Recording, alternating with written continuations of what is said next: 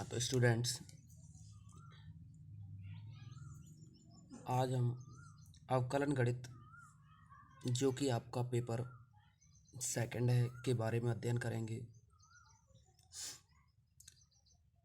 आपकी जो बुक है उसमें ब्रज यूनिवर्सिटी का जो सिलेबस है उस सिलेबस की यूनिट फर्स्ट चैप्टर 10th है इससे बनती है और second unit chapter 3rd 4th 5th से बनेगी और जो थर्ड यूनिट है वो आएगी 6th 7th 8th और 9th चैप्टर से। इस बुक में केवल 3 ही यूनिट हैं। फर्स्ट यूनिट का कुछ भाग सेकंड चैप्टर में और है, लेकिन ये फर्स्ट चैप्टर आपके सिलेबस में नहीं है।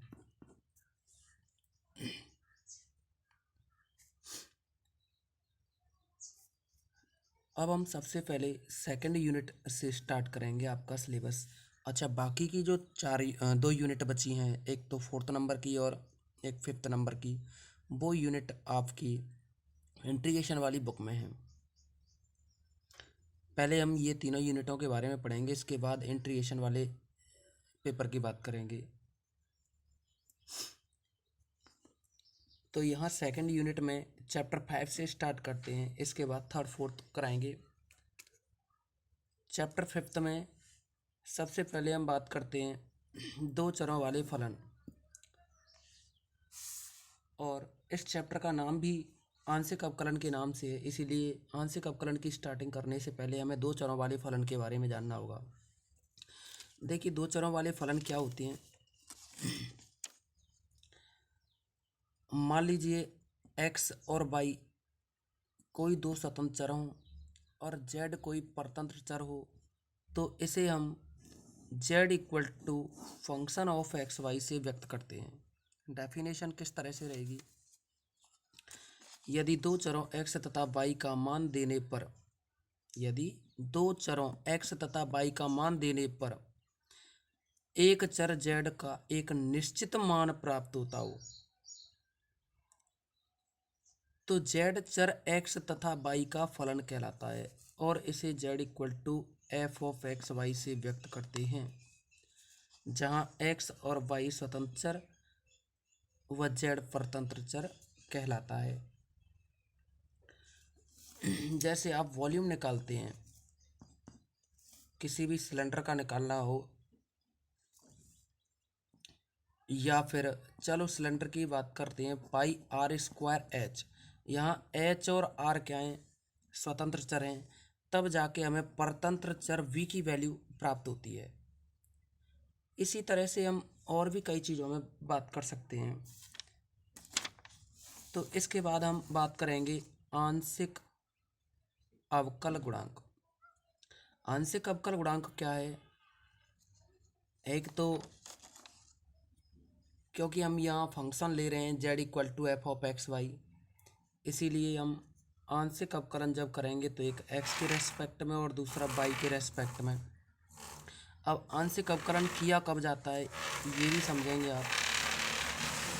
सबसे पहले आंशिक अवकलन के बारे में स्टूडेंट ये सोचता है कि हम तो अवकलन पढ़ के आए हैं, आंशिक अवकलन का मतलब क्या है। तो स्टूडेंट अपने दिमाग से ये भ्रम निकाल दें, सबसे पहले इसी पॉइंट्स को जानें कि आंशिक अवकलन किया क्यों जाता है, शॉर्ट में समझ लो। यदि इंडिपेंडेंट वेरिएबल यानी स्वतंत्र चर एक से अधिक हो जाते हैं, तो वहाँ हमें ये सोच पाना कठिन हो जाता है कि सबसे पहले अवकलन किसके रेस्पेक्ट में करें। तो जैसे कि यहाँ दिखाई दे रहा है आपको, फंक्शन है z x और y का है, तो इसमें आप z का अगर डेरिवेटिव करें यानी z का अगर अवकलन करें, तो ये कैसे कंफर्म करोगे कि पहले x के करें या y के। अगर क्वेश्चन में कह देता है कि x के रेस्पेक्ट में करो, तो वही कंडीशन फिर, क्योंकि x के रेस्पेक्ट में करो तो y को क्या लिया जाएगा, एज ए कांस्टेंट, यानी y को आप एक कांस्टेंट की तरह लेके चलोगे, अचर की तरह लेके चलोगे। जब y अचर हो जाएगा तो z का x के रेस्पेक्ट में डेरिवेटिव करोगे तो ओनली इसको लिखने का तरीका रहेगा del Z upon del X. बात करते हैं कि 12th क्लास में आप जो पढ़ के आए थे वो इस तरह से था। मान लीजिए कोई इक्वेशन दे रखी हो X square plus X Y square equal to 5, तो आप इसका डेरिवेटिव करते थे। तो एक्स के रेस्पेक्ट में डेरिवेटिव करना हो तो आप क्या करेंगे, एक्स स्क्वायर का 2x हो जाएगा, एक्स बाई में यू इंटू वी लगाते थे वहाँ। यहाँ भी सेम तरीका रहेगा। यहाँ x का 1 करोगे, यानी मैं अभी 12th क्लास का ही बता रहा हूँ आपको। x का 1 हो जाएगा u इंटू वी से, बाई का यूँ ही, बाई को यूँ ही रखोगे, फिर प्लस लगाओगे, फिर x को यूँ ही रखोगे, बाई का D Y by D X, और बाई स्क्वायर का होगा 2 लेकिन अभी स्क्वायर का हुआ है इसीलिए बाई का और करोगे तो D Y by D X, और कांस्टेंट 5 का हो गया 0। यहाँ से आप D Y by D X निकाल लेते थे। लेकिन अब क्या है कि यहाँ मैंने कहा था कि बाई का एक्स के रेस्पेक्ट में करना है, लेकिन यहाँ कह रहे हैं जेड का करना है एक्स के रेस्पेक्ट में। तो अब जेड का एक्स के रेस्पेक्ट में करना है तो बाई के में भी किया जा सकता है, लेकिन अब चूँकि मैं तो कह रहा हूँ कि एक्स के रेस्पेक्ट में ही करना है, इसीलिए आप सिंबल लगाओगे del Z upon del x. और अगर एक्स के रेस्पेक्ट में हो रहा है तो बाई को क्या लेना पड़ेगा, एज ए कांस्टेंट। तो इसकी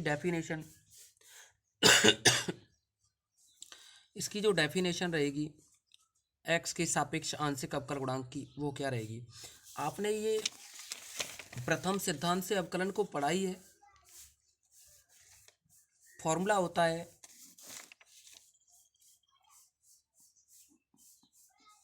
F of x plus H, F of x plus H minus F of x upon में एच, और लिमिट एच टेंड्स टू 0।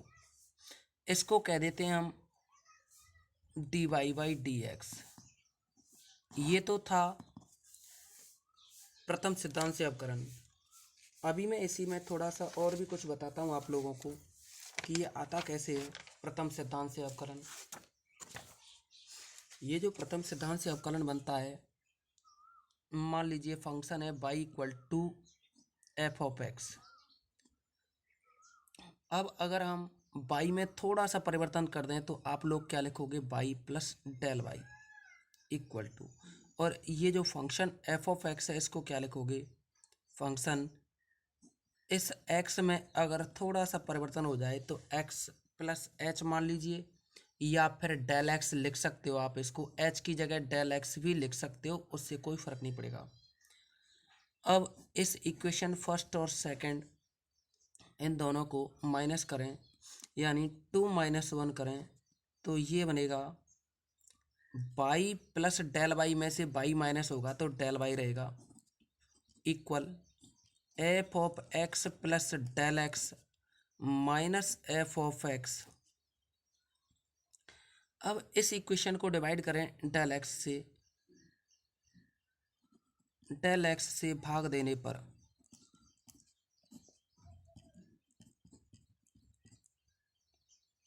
जैसे ही डेल एक्स से भाग दोगे तो del y upon del x equal to F of x plus del x minus F of x upon में del x.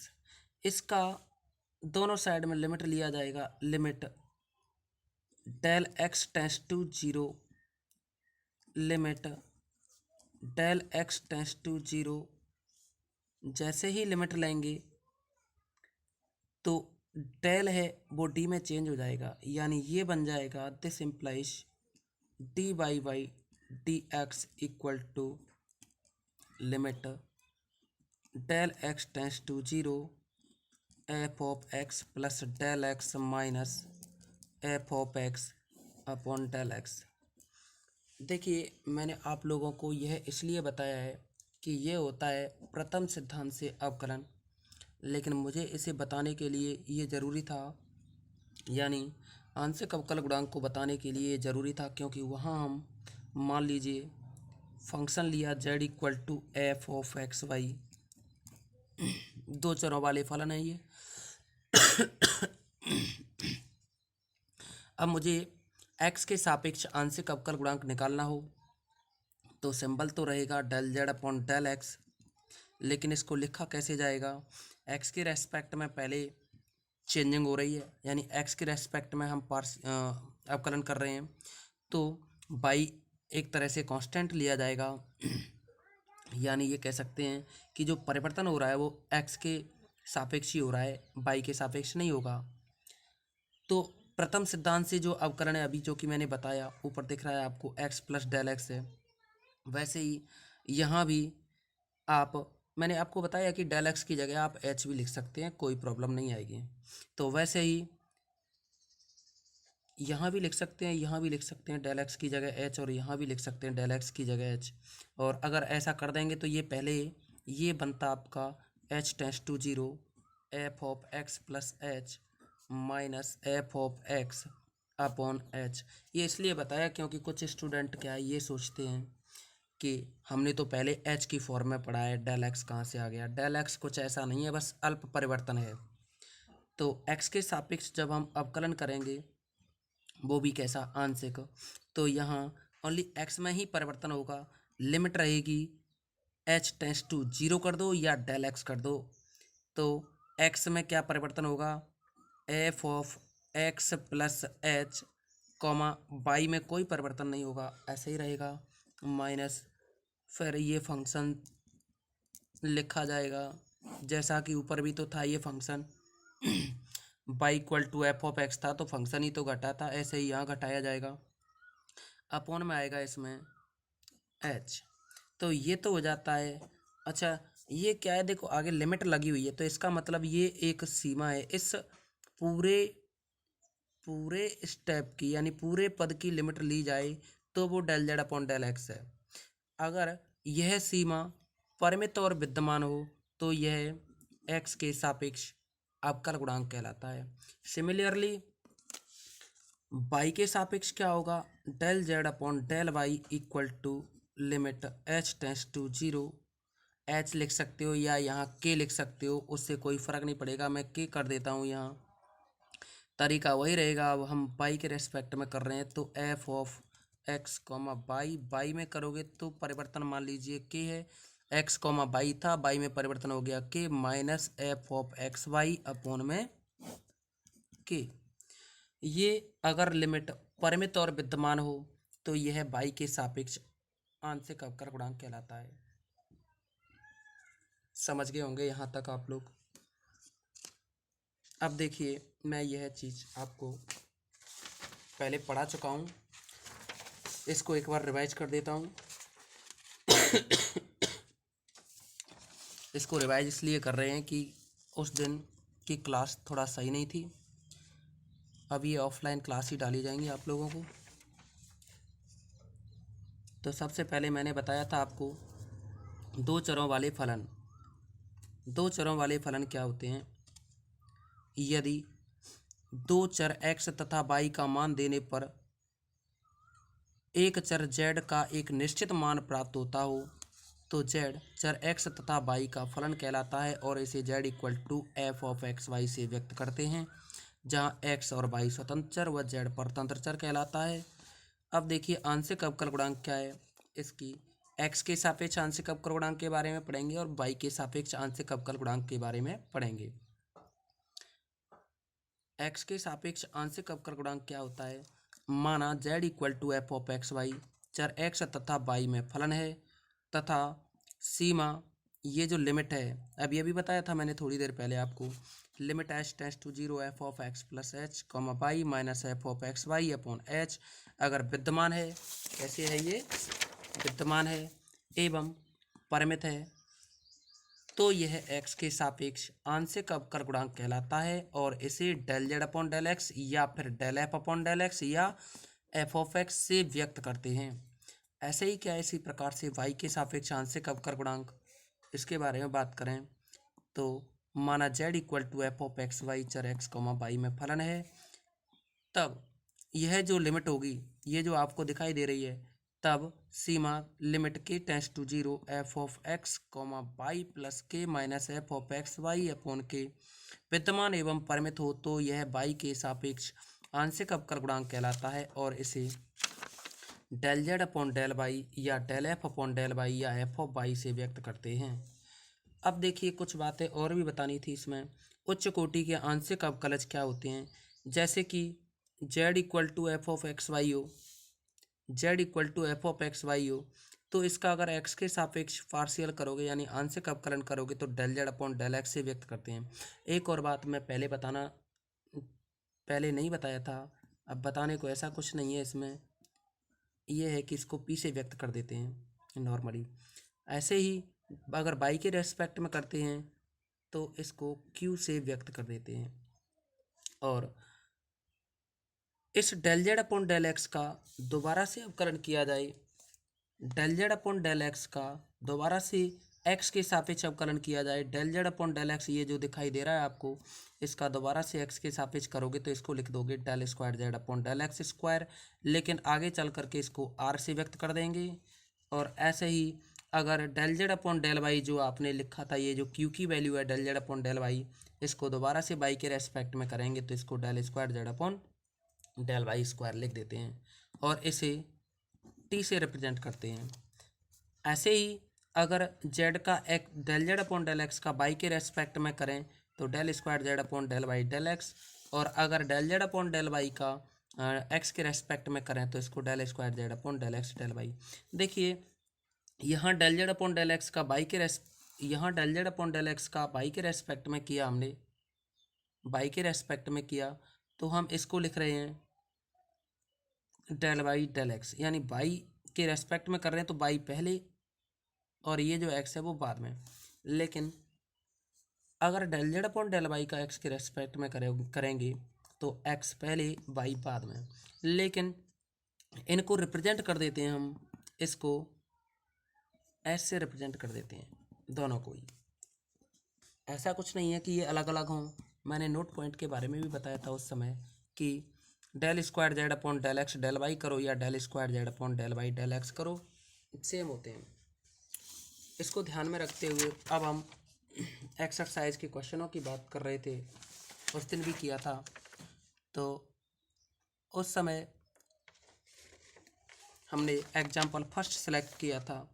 मैं दोबारा से उस एग्जाम्पल फर्स्ट को रिपीट कर देता हूँ एक बार। हालांकि हमने उस दिन वीडियो में कुछ प्रॉब्लम आई थी, इस वजह से बीच में ही छोड़ दिया था, तो मैं इस पूरे ही क्वेश्चन को दोबारा से रिपीट कर देता हूँ आप लोगों को नए पेज से।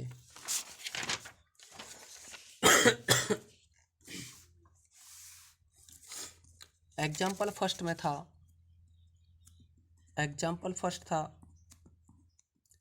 z इक्वल टू टेन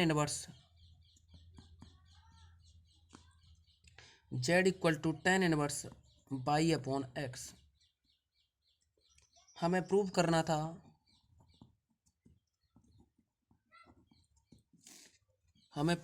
था del square Z upon del x square plus del square Z upon del y square equal to 0, ये हमें प्रूव करना था। तो देखिए सबसे पहले हम क्या करेंगे, यहाँ देखेंगे कि हमसे पूछा क्या है। इसने दिखाई दे रहा है कि z का x के रेस्पेक्ट में 2 बार करना है हमें आंशिक अवकलन, जो भी वैल्यू आए वैसे ही हमें z का y के रेस्पेक्ट में 2 बार करना है। दोनों ही स्टेप को सॉल्व करके जो भी वैल्यू आए दोनों को जोड़ देना है, जोड़ने के बाद क्या आना चाहिए, 0 आना चाहिए। तो देखिए एक हमें फॉर्मूले की ज़रूरत पड़ेगी बार बार, एक तो ज़रूरत पड़ेगी इस क्वेश्चन में जो कि आप जानते हैं D upon D x of 1/x, यानी 1/x का जो अवकलन होता है वो -1/x स्क्वायर होता है। वैसे ही एक और फॉर्मूले की ज़रूरत पड़ेगी, आप लोग जानते हैं 12th क्लास में, अगर नहीं भी जानते हो तो आंशिक अवकलन इंटीग्रेशन वाली जो बुक है, इसकी ही दूसरी जो बुक है, उसमें लास्ट में देखोगे आप सभी फॉर्मूले दे रखे हैं डिफरेंशियल और इंटीग्रेशन के। तो देखिए tan इनवर्स x का क्या होता है, 1/1 प्लस एक्स स्क्वायर।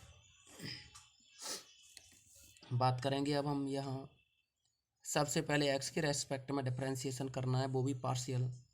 तो यहाँ लिखा जाएगा partial differential with respect to x.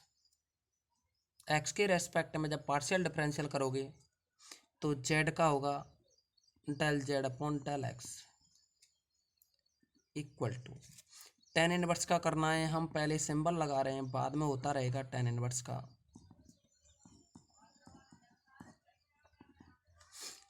तो टेन इनवर्स का जो पार्शियल होगा वो बनेगा 1/1 प्लस एक्स स्क्वायर।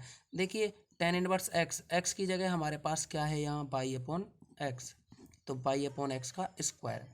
अभी हमने टेन इनवर्स एक्स का किया है, लेकिन अभी तो बाई अपॉन एक्स का भी करना होगा। तो यहाँ वही हम पार्शियल कर रहे हैं बाई अपॉन एक्स का भी, तो बाई अपॉन एक्स इक्वल में 1/1 प्लस यह बनेगा by square upon x square into, यहाँ देखिए हम x के रेस्पेक्ट में पार्शियल डिफरेंशिएशन कर रहे हैं, तो यहाँ बाई कैसा लिया जाएगा एज ए कांस्टेंट, यानी अचर मानते हुए रखा जाएगा। तो अचर तो गुणा में है ये, तो इसको अलग कीजिए। अभी आंशिक अवकलन इसका नहीं हुआ है, 1/x रहेगा, क्योंकि बाई को बाहर निकाल दिया है हमने। यहाँ बाई को बाहर निकाल दिया तो 1/x का करना होगा। यह एलसीएम भी ले लीजिए, तो इसका एलसीएम एक्स स्क्वायर का 1 से गुणा होगा और ये एक्स स्क्वायर ऊपर जाएगा, तो एक्स स्क्वायर अपॉन में x square plus y square into में बाई इंटू में 1/x का अभी बता चुके थे हम, -1/x स्क्वायर होता है, तो -1/x स्क्वायर। इस एक्स स्क्वायर से ये एक्स स्क्वायर कैंसिल हो जाएगा, तो यहाँ बना ऊपर ये माइनस का है, ये बाई है, तो ऊपर रहा माइनस बाई अपॉन में x square plus y square.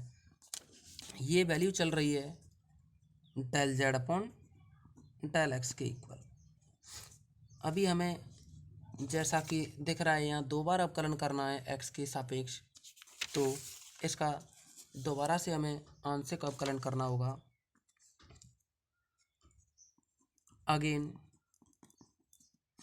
Partial differential with respect to x. जब इसका दोबारा से आंशिक अवकलन करेंगे तो एक्स के रेस्पेक्ट में कर रहे हैं, तो डेल अपॉन डेल एक्स किसका करना है, del Z upon del x का। तो यहाँ भी सिंबल लगाना होगा, del upon del x minus y upon x square plus Y square. जब इसका आंशिक अवकलन किया तो ये स्टेप लिखा जाएगा, implies del square Z upon del x square equal to.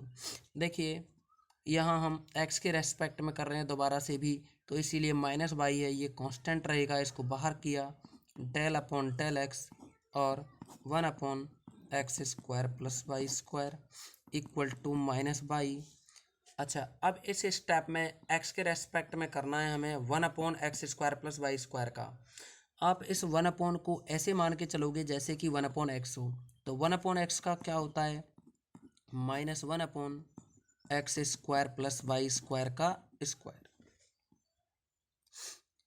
समझ गए होंगे, लेकिन अभी आपने पूरा पार्शियल डिफरेंशिएशन नहीं किया है, क्योंकि अभी 1/x का हुआ है, 1/x का, लेकिन हमें तो अभी इस अपॉन वाली टर्म का और करना होगा। तो अपॉन वाली टर्म का जो है करेंगे तो क्या आएगा, del upon del x upon में जो टर्म है x square plus Y square, इसका भी करना होगा।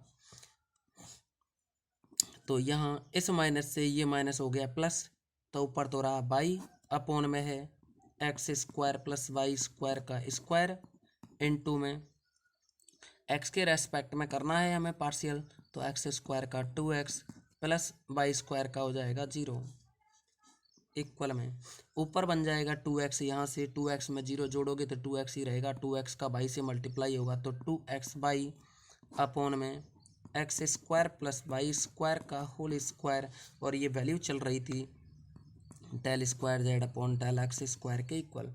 इसको अगर हम इक्वेशन नंबर फर्स्ट डाल दें इसको हमने इक्वेशन नंबर फर्स्ट डाल दिया। वैसे ही अभी हम ये टॉपिक यानी ये जो बाई के रेस्पेक्ट में पार्शियल है इसको और निकालना है। तो बाई के रेस्पेक्ट में पार्शियल करने के लिए क्या करेंगे हम, यहाँ जो स्टेप लिखा हुआ है इसका बाई के रेस्पेक्ट में पार्शियल डिफरेंशिएशन करना है। तो यहाँ लिखेंगे हम now partial differential with respect to by, तो जेड का होगा del Z upon del Y equal में टेन इनवर्स का बाई के रेस्पेक्ट में करना है। फॉर्मूला मैं बता ही चुका हूँ आपको, टेन इनवर्स का क्या होगा 1/1 प्लस बाई अपॉन एक्स का।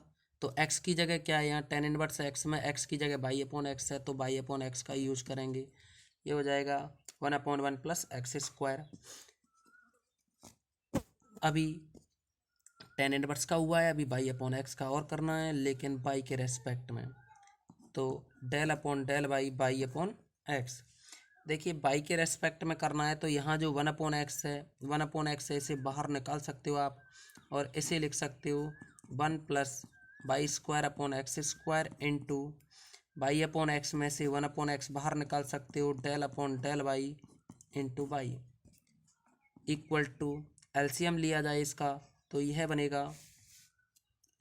बनेगा एक्स स्क्वायर, एलसीएम लेकर के ऊपर पहुंचा दो, x square plus Y square into में बाई का होगा, बाई के रेस्पेक्ट में बाई का पार्शियल 1 होगा, इसीलिए 1/x बचेगा। इसमें से एक्स से एक एक्स कैंसिल हो जाएगा। यहाँ आया एक्स अपॉन एक एक्स ऊपर बचा, वो ऊपर लिख दिया, x square upon y square, और ये वैल्यू थी del Z upon del y की। अभी हमें दोबारा से इसका बाई के रेस्पेक्ट में पार्शियल करना होगा। Again partial differential with respect to by, तो बाई के रेस्पेक्ट में करोगे डेल अपॉन डेल बाई, किसका करना है, del Z upon del Y का। तो इधर भी सिंबल लगाना होगा, del upon del Y X upon में x square plus Y square कीजिए इसका। तो यहाँ del upon del Y del Z upon del Y का हो जाएगा del square Z upon del y square equal to, इधर हम बाई के रेस्पेक्ट में कर रहे हैं तो एक्स को तो बाहर निकालो, del upon del y 1/x square plus Y square. X इसलिए बाहर निकाला है क्योंकि बाई के रेस्पेक्ट में कर रहे हैं, तो एक्स क्या रहेगा, कांस्टेंट रहेगा। एक्स यहाँ रखा, 1/, का करेंगे 1/x, ऐसे समझो जैसे कि 1/x, तो 1/x का क्या होगा, -1/x square, -1/x square, x की जगह ये पूरी टर्म रहेगी, x square plus Y square का स्क्वायर। अभी तो हमने 1/x का किया है, लेकिन अभी हमें बाई के रेस्पेक्ट में करना है x square plus Y square का, तो यह बनेगा -x अपॉन में x square plus Y square का स्क्वायर इंटू बाई के रेस्पेक्ट में करोगे तो एक्स स्क्वायर का 0 हो जाएगा, प्लस क्योंकि बाई के रेस्पेक्ट में करेंगे तो एक्स कांस्टेंट की तरह रहेगा, आंशिक अवकलन कर रहे हैं इसीलिए। तो बाई के रेस्पेक्ट में बाई का करोगे तो बाई स्क्वायर का हो जाएगा 2y। कुछ स्टूडेंट सोचते हैं कि बाई का 2y हो गया तो फिर बाई का भी करो ना dy/dx। भाई एक्स के रेस्पेक्ट में नहीं कर रहे हैं हम, बाई के में कर रहे हैं, बाई स्वतंत्र चर है इसीलिए बाई स्क्वायर का 2y ही होगा। अच्छा तो ये बन जाएगा, फिर ऊपर 2y में 0 जोड़ोगे तो 2y यहाँ से और x यहाँ से, तो माइनस का 2x बाई अपॉन में x square plus Y square का होल स्क्वायर। इसको इक्वेशन नंबर 2 डाल दो और ये वैल्यू है del square Z upon del y square की। अब हमें क्या करना है, जैसा कि हमसे पूछा गया है, del square Z upon del x square plus del square Z upon del y square दोनों का योग 0 आना चाहिए। तो देखिए समीकरण 1 जो था, यानी इक्वेशन 1 में del square Z upon del x square की जो वैल्यू है, और इक्वेशन 2 में जो वैल्यू है del square Z upon del y square की, इन दोनों को ऐड करें तो ये बनेगा, यानी 1 + 2 इम्प्लाइज दोनों को ऐड करना है। तो इक्वेशन 1 में तो del square Z upon del x square की वैल्यू है, तो यहाँ लिखेंगे del square Z upon del x square, और इक्वेशन 2 में वैल्यू है del square Z upon del y square. दोनों में देखिए फर्स्ट वाले इक्वेशन में और सेकंड वाले इक्वेशन में दोनों वैल्यू सेम है, बट डिफरेंट केवल माइनस का इक्वेशन सेकंड में। जब दोनों को ऐड करोगे तो नेगेटिव पॉजिटिव होने की वजह से कैंसिल आउट हो जाएंगे, तो वैल्यू क्या आएगी, टोटल 0। तो इस तरह से आपको जो सॉल्व करवाया गया है कि del square Z upon del x square plus del square Z upon del y square equal to 0, ये प्रूव करो तो आपका एग्जाम्पल कंप्लीट हो जाता है। अब आप क्या करेंगे कि आपकी जो बुक है, इस बुक में यानी हमने पहले एग्जाम्पल फर्स्ट को सॉल्व किया है, वैसे ही आप इस बुक में एग्जाम्पल नंबर सेकंड जो कि दिख रहा होगा आपको, एग्जाम्पल सेकंड के बाद में ये एग्जाम्पल नंबर थर्ड, अगर एग्जाम्पल थर्ड आपसे नहीं होता है तो हम बता देंगे। थर्ड के बाद एग्जाम्पल फोर्थ, आपके लिए होमवर्क में रहेगा एग्जाम्पल सेकंड और फोर्थ। थर्ड हम बता देंगे आपको, जो कर सकता है स्टूडेंट वो कर लेना। अच्छा, एग्जाम्पल फिफ्थ में क्या है कि आप लोग 3 भाग हैं इसमें, ए बी और सी। इसमें से ए और बी आप करके देखेंगे, फिलहाल सी हम बता देंगे। और फिलहाल आज की वीडियो में बस इतना ही करोगे आप, आगे हम चलते जाएंगे और जितने भी हैं बताते जाएंगे। आज आपको 2 वीडियो अपलोड कर दी जाएंगी, ठीक है ना।